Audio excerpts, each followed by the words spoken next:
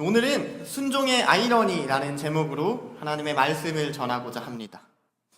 여러분 혹시 아이러니라는 단어를 들어본 적이 있으신가요?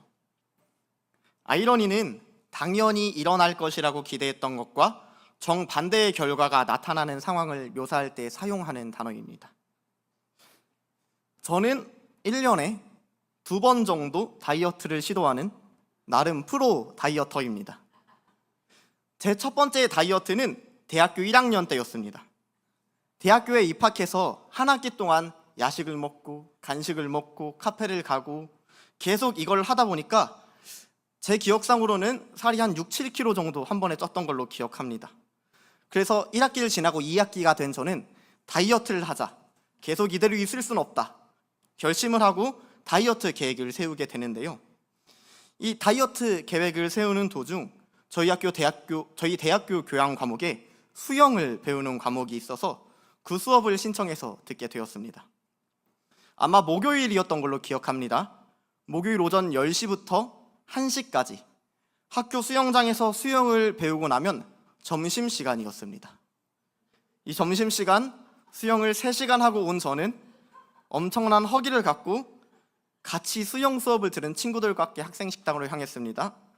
그리고 저는 항상 돈가스와 우동 아니면 치킨가스와 우동, 학식을 2개씩 시켜서 먹었습니다. 그 결과 저는 어떻게 되었을까요? 제가 다이어트를 성공했을까요? 다이어트는커녕 한 끼의 학식을 2개 시켜 먹다 보니까 제 지갑은 점점 텅텅 비어갔고요. 왕성한 식욕을 얻어갔고요. 오히려 살이 쪄버린 경험, 건강한 돼지가 되어졌던 경험이 있습니다. 아마 다이어트를 시도해보신 분들은 다들 이러한 경험을 해보셨으리라 생각이 듭니다. 다이어트를 하고자 큰 마음을 먹고 운동을 열심히 하였는데 식욕이 왕성해져서 오히려 몸무게가 증가한 경험 말입니다. 우리는 이러한 상황을 덜어 아이러니한 상황이다 라고 이야기하는 것이죠. 우리는 이러한 사소한 일상의 경험에서뿐만 아니라 우리의 신앙생활 가운데서도 이러한 아이러니를 자주 경험합니다. 예를 들어 내 삶이 너무 힘들고 고달파서 하나님께 평안을, 기쁨을 그리고 안정을 구하며 눈물로 기도했지만 오히려 더 큰 고통과 고난이 삶에 찾아오는 경우가 있죠. 또 어떨 때는 구원의 감격이 너무나도 커서 하나님을 향한 사랑이 자꾸만 커져가서 하나님을 위해 뭐라도 하고 싶어서 순종의 마음가짐을 갖고 섬김의 자리에 나아갔지만 오히려 그 자리에서 상처와 그리고 아픔을 갖고 오는 경우도 있습니다. 우리 삶의 사소한 아이러니들은 꽤나 견딜만 합니다. 어쩔 수 없지, 이런 일도 있지 라고 생각하면서 훌훌 털고 일어나는 경우도 많죠. 제 첫 번째 다이어트가 실패했음에도 불구하고 제가 지금껏 즐겁게 살아온 것처럼 말입니다. 근데요, 거대한 아이러니를 우리의 신앙생활 그리고 우리의 삶 가운데 마주하게 될 때 우리는 그 순간을 견디는 게 너무나도 버겁고 또 힘들기만 합니다. 삶의 중요한 선택이 놓인 순간 분명히 기도함으로 신중함으로 결정했는데, 그리고 그 결정의 순간 하나님 감사합니다, 하나님 저는 기쁨으로 이걸 선택했습니다 라고 고백을 했는데 살아가다 보니 흘러가는 상황이나 여건이 너무나도 고통스러워서 어찌할 바를 모르고 주저앉게 되는 순간 우리는 이러한 삶의 순간 가운데서 하나님께 이렇게 기도하고 이렇게 묻습니다. 하나님, 전 하나님의 뜻이라고 생각했는데 왜 이렇게 되어버렸을까요? 하나님, 저의 순종이 잘못되었던 걸까요? 하나님, 저의 선택이 틀렸던 걸까요? 이러한 거대한 삶의 아이러니 가운데서 던지는 이 질문을요, 이러한 거대한 삶의 아이러니를 우린 대체 어떻게 바라보고 또 해석을 해야 하는 것일까요? 오늘 우리가 함께 읽은 요셉 이야기가 바로 이 질문에 대한 해답을 우리에게 알려줍니다. 오늘 함께 나눌 요셉의 이야기를 통해 우리 삶의 아이러니를 넘어 선한 뜻을 이루어 가시는 하나님을 만나시기를 소망합니다. 더 나아가 앞으로 여전히 살아갈 우리의 인생 가운데 불쑥불쑥 찾아올 수많은 아이러니 가운데 무너지지 않고 그것들을 돌파해낼 지혜와 담대함을 갖고 이어지는 우리의 일상을 살아가시는 저와 우리 동원교회 성도님들이 되시길 진심으로 소망합니다. 오늘의 이야기는 꽤나 평화로워 보이는 장면 가운데서 시작이 되어집니다. 우리 본문 말씀 읽겠습니다. 본문 말씀 12절부터 14절 함께 읽도록 하겠습니다. 그의 형들이 세겜에 가서 아버지의 양떼를 칠 때에 이스라엘이 요셉에게 이르되 내 형들이 세겜에서 양을 치지 아니하느냐 너를 그들에게로 보내리라. 요셉이 아버지에게 대답하되 내가 그리하겠나이다. 이스라엘이 그에게 이르되 가서 내 형들과 양떼가 그를 헤브론 골짜기에서 보내니 그가 세겜으로 가니라. 요셉의 형들은 세겜이란 지역에서 양을 치고 있습니다. 세겜은 야곱과 그의 자녀들에게 썩 달가운 땅은 아니었습니다. 왜냐하면 세겜에 살던 히위 족속과 야곱의 집안은 껄끄러운 관계였기 때문이죠. 과거 야곱의 딸 디나가 히위 족속 중 하몰의 아들 세겜에게 수치를 당하게 됩니다. 그러자 그녀의 오빠이자 야곱의 아들들인 시몬과 레위는 분노하죠.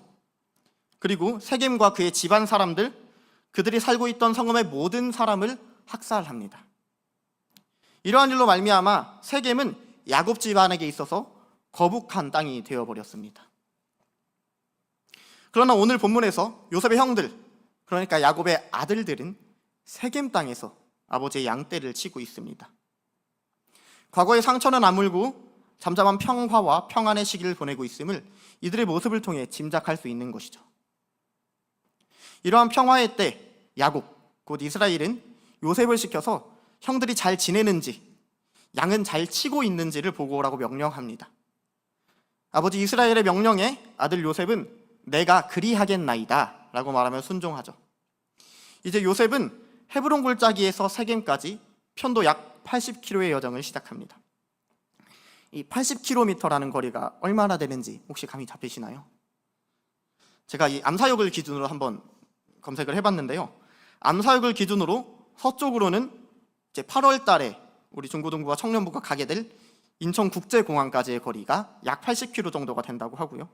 동쪽으로는 제가 대학교를 다녔던 춘천까지의 거리가 약 80km 정도 된다고 합니다. 많은 거리를 이동하는 유목민족의 특성을 고려한다 할지라도 17살 소년 요셉이 쉽게 이동할 수 있는 거리는 분명히 아니죠.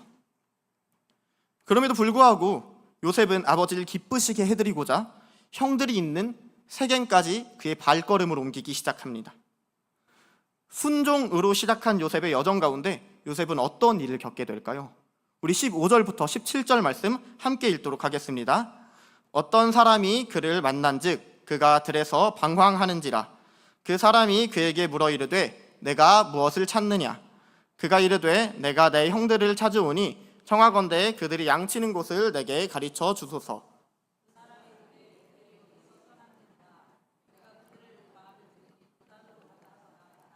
요셉이 그의 형들의 뒤를 따라가서 도단에서 그들을 만나니라.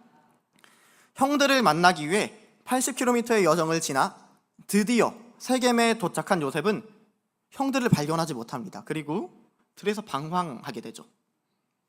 형들을 찾지 못해 어디로 가야 할지 몰라 방황하는 요셉에게 어떤 사람이 찾아와 손을 내밉니다. 그리고 물어보죠. 내가 무엇을 찾느냐라고 말입니다. 요셉은 그 사람의 물음에 내 형들을 찾으오니 그들이 양치는 곳을 내게 가르쳐 주소서라고 대답을 합니다. 그러자 그 사람은 기다렸다는 듯이 그들이 여기서 떠났느니라. 내가 그들의 말을 들으니 도단으로 가자 하더라 라고 말하며 요셉이 가야 할 길과 방향을 알려줍니다. 그 사람의 말을 듣고 도단으로 20km의 여정을 더 걸어간 요셉은 드디어 형들을 만나게 됩니다.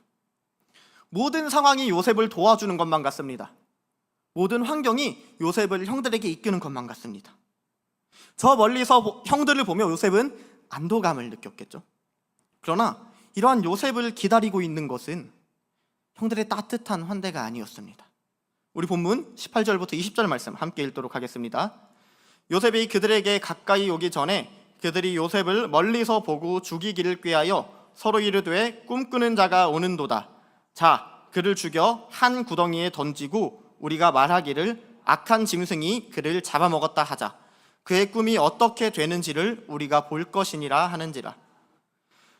헤브론 골짜기에서 세겜까지 80km, 세겜에서 도단까지 20km, 도합 100km의 여정을 거친 요셉을 기다리고 있는 것은 형들의 따뜻한 환대가 아닌 미움과 시기, 그리고 이것이 낳은 끔찍한 살인 계획이었습니다. 우리가 함께 읽진 않았지만 37장 초반에서 요셉이 꾼 꿈, 부모님과 형들이 요셉 자신에게 절하게 될 것이다, 요셉을 섬기게 될 것이다 라는 그 내용의 꿈 때문에 형들은 요셉을 미워하고 있었고, 그로 인해 오늘의 본문 가운데서 요셉을 죽이고자 하는 계획을 세우고 있는 것이죠. 요셉을 향한 이들의 적대심은 한 사람의 선동과 주도함으로 일어난 게 아니었습니다. 그들은 서로 이르며 함께 요셉을 꿈꾸는 자라고 조롱하고 있습니다. 그리고 그 적대심으로 형들의 안녕, 형들의 샬롬, 형들의 평안을 물으러 온 요셉을 죽이고자 합니다. 물론 이어지는 21절과 22절에서 형들 중 한 명인 르우벤이 요셉을 죽이지 말자, 그냥 광야의 구덩이에 던져넣자 라고 이야기하며 요셉을 빼낼 계획을 세우지만, 이러한 르우벤의 계획 역시 요셉을 향한 사랑에서 오는 것이 아니라 과거 아버지 야곱의 첩인 빌하와 동행했던 죄를 씻어버리고 아버지의 신뢰를 회복하기 위한 계산에 불과했을 가능성도 충분히 존재합니다. 샬롬, 평화를 전하러 왔으나 오히려 모든 이들의 적대감 가운데 죽을 위기에 처한 요셉은 결국 어떻게 되었습니까? 우리 23절부터 24절 말씀 함께 읽도록 하겠습니다. 요셉이 형들에게 이르매 그의 형들이 요셉의 옷, 곧 그가 입은 채색 옷을 벗기고 그를 잡아 구덩이에 던지니 그 구덩이는 빈 것이라 그 속에 물이 없었더라. 요셉은 아버지를 기쁘시게 하기 위해 순종했건만 그 순종의 결과는 자신에게 달려들어 자신의 채색 옷을 벗기는 형들의 우악스러운 손길과 거칠게 그 구덩이에 자신을 밀어넣고 던지는 형들의 비정함이었습니다. 이러한 순종의 아이러니를 우린 도대체 어떻게 바라봐야 하는 것일까요? 요셉은 분명 선한 순종의 마음으로 형들에게 다가갔는데 도대체 왜 그 끝에는 이런 차갑고 빈 구덩이가 기다리고 있던 걸까요? 이 아이러니의 원인은 대체 무엇일까요? 우리는 이 아이러니의 원인을 하나님의 말씀인 성경에서 찾아볼 수 있습니다. 우리 로마서 5장 12절 말씀 함께 읽도록 하겠습니다. 그러므로 한 사람으로 말미암아 죄가 세상에 들어오고 죄로 말미암아 사망이 들어왔나니 이와 같이 모든 사람이 죄를 지었으므로 사망이 모든 사람에게 이르렀느니라. 요셉이 마주해야 했던 이 순종의 아이러니는 요셉의 순종이 잘못되어서가 아니라 죄가 세상에 들어온 결과 때문이었습니다. 아담으로 인해 이 세상에 들어온 죄는 모든 사람에게 영향을 미쳤습니다. 죄는 사람이 맺을 수 있는 모든 관계를 깨뜨렸습니다. 하나님과 사람의 관계, 사람과 사람의 관계, 피조세계와 사람의 관계, 사람 자신과의 관계마저 죄가 모두 다 깨뜨린 거죠. 이러한 깨어짐은 야곱의 집안에도 영향을 미쳤습니다. 야곱의 집안 역시 이러한 죄의 깨어짐에서 벗어날 수 없었습니다. 죄의 영향력 아래 있던 야곱은 요셉을 향한 과도한 편애를 보여줬습니다. 그 결과 요셉을 제외한 나머지 아들들과의 관계가 깨어졌죠. 그들의 관계가 깨어지자 야곱은 요셉의 형들이 요셉을 미워한다는 사실을 전혀 눈치채지 못한 채 요셉을 형들에게 보내게 됩니다. 요셉 역시 이 죄의 영향권에서 벗어나지 못했습니다. 요셉의 미숙함과 요셉의 연약함은 형들 앞에서 자신의 꿈의 내용을 여과없이 말하고 자랑함으로 나타납니다. 그 결과 요셉은 형들과의 깨어진 관계 가운데 놓이게 됩니다. 요셉의 형들 역시 마찬가지입니다. 그들은 죄의 영향으로 인해 요셉을 향한 미움과 시기, 질투를 다스리지 못했습니다. 그 결과 요셉을 죽이고자 하는 마음에 사로잡혔습니다. 결국 그들은 요셉을 빈 구덩이에 던져넣고 이방 상인의 손에 자신의 친족을 팔아넘기는 끔찍한 죄를 짓고 말았습니다. 여러분, 죄로 인한 깨어짐의 결과는 수천 년 전 요셉의 이야기에만 해당되는 것이 아닙니다. 이러한 깨어짐은 오늘을 살아가는 우리 일상 가운데서도 요셉이 겪었던 순종의 아이러니와 텅 비어버린 구덩이를 수도 없이 마주하게 만듭니다. 나는 분명 선한 의도와 마음을 갖고 이웃을 사랑하고 직장 동료를 섬기고 나의 부모님을 사랑하고 나의 자녀를 양육하고자 했습니다. 그러나 세상의 깨어짐은 우리의 헌신과 섬김에 대하여 우리의 마음을 알아주지는 못할 망정 이기심으로 답할 때가 너무나도 많습니다. 그 가운데서 우리는 노력과 헌신에 대한 배신감과 허무함을 경험하며 나의 순종이 다 무슨 소용이 있나 라는 그 무기력함 가운데로 빠져들기도 합니다. 하나님 앞에서 부끄럽지 않기 위해 하나님을 사랑하기에 이 세상 가운데서 누구보다 정직하고 성실하고자 노력했습니다.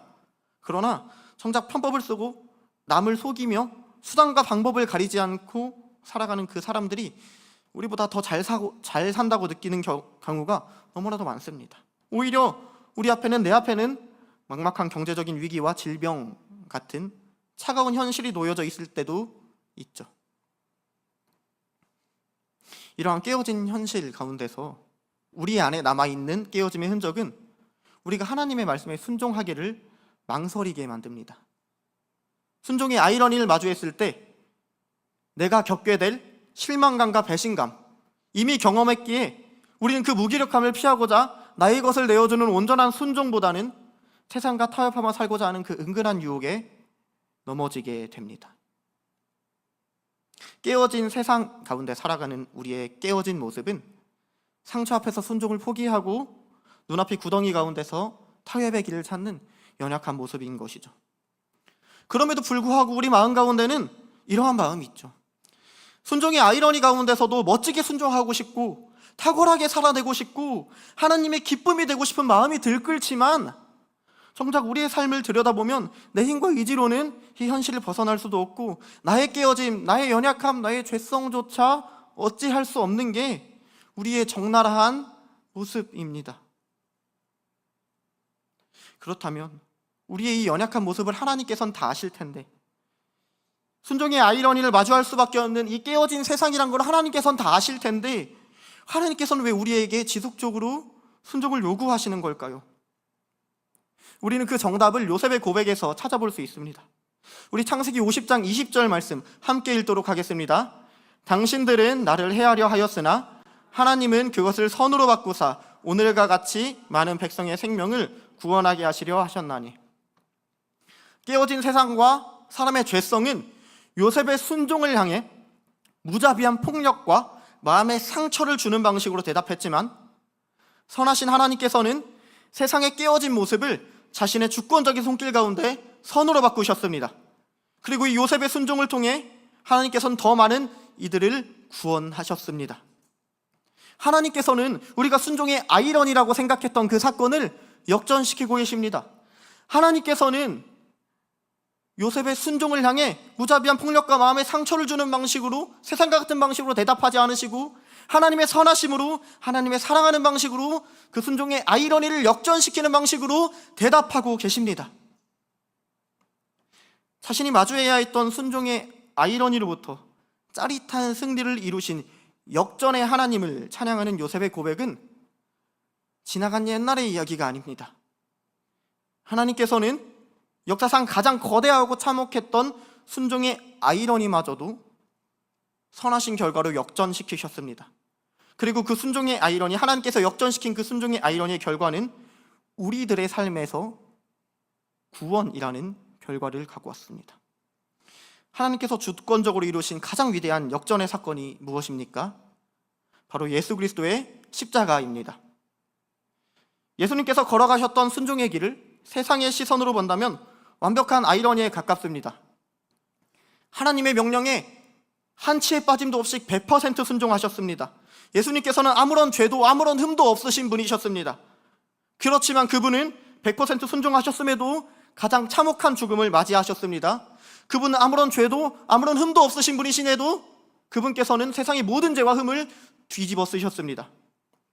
이것보다 더욱 놀랍고 이해가 되어지지 않는 것은 예수님께서는 이 순종의 결과가 참혹한 십자가라는 사실을 알고 계심에도 이 거대한 아이러니 가운데 자발적으로 들어가셨다는 것입니다. 이 놀라운 순종을 할 수 있으셨던 이유가 과연 무엇일까요? 예수님을 움직이셨던 그 원동력은 대체 무엇이었을까요? 우리 로마서 5장 8절 말씀 함께 읽도록 하겠습니다. 우리가 아직 죄인 되었을 때에 그리스도께서 우리를 위하여 죽으심으로 하나님께서 우리에 대한 자기의 사랑을 확증하셨느니라. 사랑하는 우리 동원교회 성도 여러분, 예수님께서 그 참혹한 순종의 아이러니 속으로 걸어가신 원동력은 바로 우리들을 향한 사랑이셨습니다. 죄로 인해 깨어진 우리를 사랑하시기에 하나님이신 예수 그리스도께서는 인간의 몸으로 이 땅에 내려오셨습니다. 이 땅에 내려오신 예수님께서는 우리가 감당해야 할 모든 깨어짐을 우리 대신 몸소 감당하셨습니다.